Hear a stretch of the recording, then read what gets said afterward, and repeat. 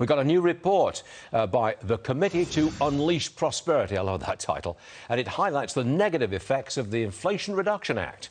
This report, or part of the report, suggests that over the next 10 years, employment will be cut by 900,000, GDP cut by 1.2%, household income down $1,200. Wow, how about that? Stephen Moore is with us, and you know what's in this report. The Democrats never mentioned any of that when they were selling it to us. Yeah, by the way, I love the Bernie Sanders story, and it's important to note, I want to reemphasize that Bernie Sanders is the only Democrat, who told the truth yesterday and said this bill will make inflation worse, not better. Yeah. So congratulations to Bernie Sanders for telling the truth. He still voted for the bill, of course, Stuart, but he acknowledged that this is mislabeling to call this an Inflation Reduction Act.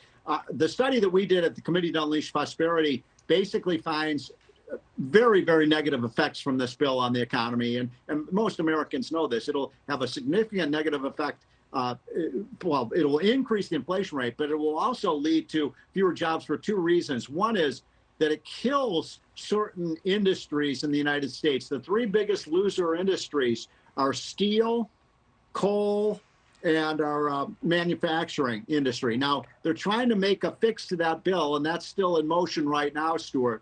But those are three of our most critical industries. And then the other reason this bill loses jobs is because it's a massive increase in the welfare state in terms of who's eligible for these free health care benefits. But none of those benefits, Stuart, are tied to work. In fact, they have disincentives to work. So you're continuing to encourage people to drop out of the workforce and get these free government benefits. Okay, that's how it works. Okay. Another poll shows 69% of us believe the economy is getting worse. That is the highest number since 2008. Do you think it's going to get worse in the public estimation between now and November? It's hard to say. We're seeing a little bit of a recovery right now from the horrible last 4 months. I think inflation is going to come down a little bit, Stuart, but this is an economy that's really ailing. I mean, when you have a situation where you've had two straight quarters where the economy has contracted, when you have the average family, Stuart, over the last year has lost about $4,000 in purchasing power, that's a big deal for people. And that's the reason most Americans believe we're in a recession, because they're feeling it right in the pocketbook. When you pass bills like this, Stuart, that make the economy worse, I mean, somebody's got to point to me one thing in this bill that helps the American economy, because I can't find anything. One last point, Stuart, if you add up all of these spending bills over the last 18 months, $3.7 trillion of new spending, debt, and money printing. How in the world is that going to help the American economy? It's not. Let me make one last point.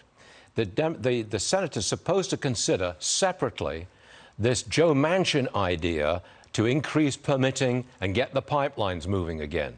I got a buck says that Bernie Sanders and other senators will say no to that, and it won't happen. What do you say?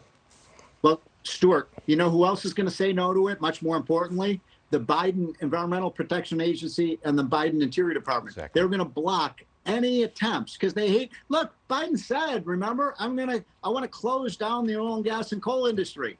So we should take him for his word for this. These permits are not going to happen, folks. We're not going to see the increase in oil and gas and coal production. And shame on Joe Manchin, because the state that is most negatively impacted by these policies, Stuart, guess which state that is? West Virginia. West Virginia. Well said. Hey, Stephen, good stuff. Thank you very much indeed. Stephen Moore. We'll see you again soon. You got it. Okay. Thanks, Stuart.